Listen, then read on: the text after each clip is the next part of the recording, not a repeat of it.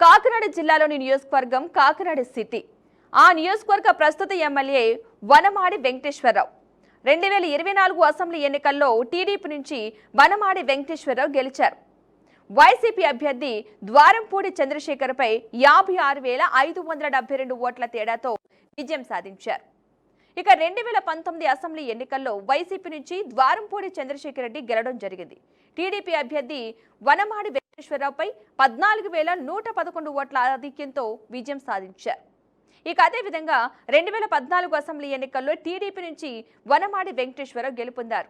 YCP అభ్యర్థి ద్వారంపూడి చంద్రశేఖర్ రెడ్డిపై 24,000 ఓట్ల మెజార్టీతో విజయం సాధించారు. ఎమ్మెల్యే వనమాడి వెంకటేశ్వరరావు వివాదాలకు దూరంగా ఉంటారని చెబుతూనే తెర వెనుక అసలు వ్యవహారాలు నడుపుతూనే ఉన్నారు.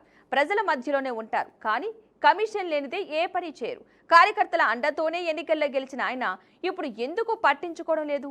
ఇంతకీ కాకినాడ సిటీలో ఎమ్మెల్యే వెంకటేశ్వరరావుకు బలంగా బలహీనతగా ఉన్న అంశాలను ఇప్పుడు చూద్దాం.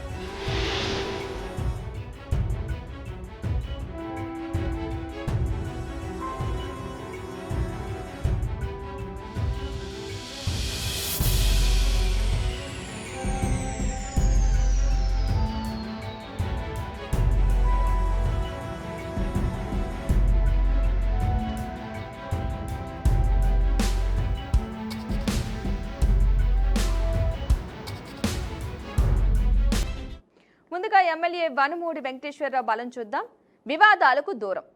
సొంత పార్టీ నాయకులు కార్యకర్తలు తప్పుడు పనుల కోసం వస్తే ఆయన ఎట్టి పరిస్థితుల్లోనూ పైరవీలు చేయనని తేల్చి చెప్పారు.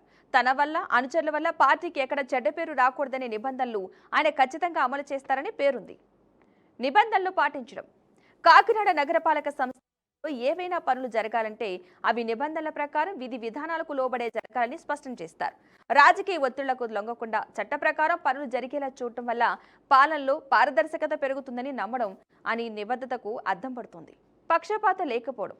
రాజకీయంలో తన వాళ్ళు పరాయి వాళ్ళు అనే భేదాలు ఉండకూడదనే కొత్త సూక్తులు చెబుతారు. అర్హత ఉన్న ప్రతి ఒక్కరికి ప్రభుత్వ పథకాలు సేవలు అందాలనేది ఆయన ప్రధాన సూత్రం. కుటుంబానికి పనులు దూరం. చాలా మంది రాజకీయ నాయకులు తమ కుటుంబ సభ్యులకు కాంట్రాక్టులు ఇప్పించుకుంటారు. కానీ కొండబాబు విమర్శలకు తావివ్వకుండా తన సొంత అన్న కొడుకుకు కూడా పనులు ఇవ్వడానికి నిరాకరించారు. ఈ నిర్ణయం వల్ల ఆయనపై ప్రజల్లో గౌరవం ఏర్పడింది. ఓటమిలోనూ ప్రజల్లోనే ఉంటాం. 2004, 2009, 2019 ఎన్నికల్లో ఓడిపోయినప్పటికీ ఎప్పుడూ కాకినాడను వదిలి వెళ్లలేదు. ప్రతిపక్షంలో ఉన్న 5 ఏళ్లు స్థానిక సమస్యలపై, ముఖ్యంగా ప్రభుత్వ భూముల కేటాయింపులు, హౌసింగ్ స్కామ్లపై నిరంతరం గళం విప్పారు. ఓడిపోయినా ప్రజలకు అందుబాటులో ఉండటం వల్లే 2024లో ఆయనను ప్రజలు మళ్లీ భారీ మెజార్టీతో గెలిపించుకున్నారు.